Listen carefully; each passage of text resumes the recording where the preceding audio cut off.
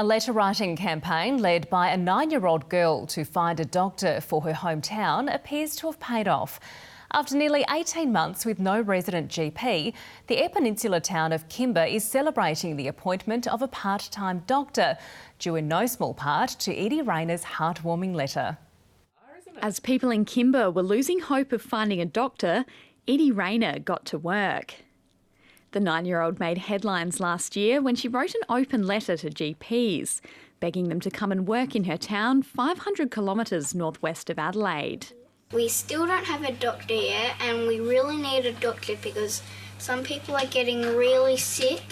When no one came, she raised the stakes with a second letter, including an offer of baked goods.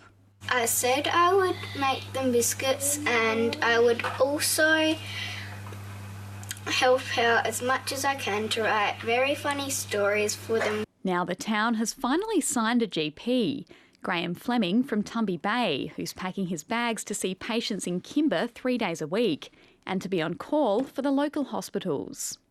But when I'm working, I'll be looking after all the other hospitals in the area, which is Cow, Cleve, Kimba, Woodner, Streaky Bay. Edie's letters played a part in Dr Fleming's decision to work in Kimba. I have heard about the letters, which really just demonstrates the degree of frustration and disappointment those people have in country areas that don't have a doctor. It's a bit like handstands in the street. Everyone's so excited. But the search isn't over. The town will continue to look for a permanent doctor who can work full-time.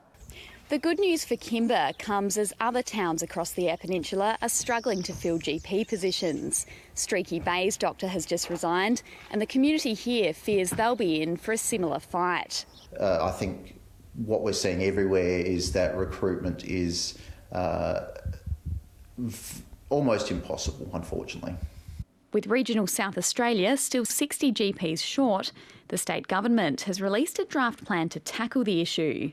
It aims to expand the training capacity of rural hospitals and create a rural generalist training pathway. We need a dramatic investment in rural medicine now because our country areas can't survive another 3 to 5 years without their doctors. Economists will tell you everything has got an economic solution for a price.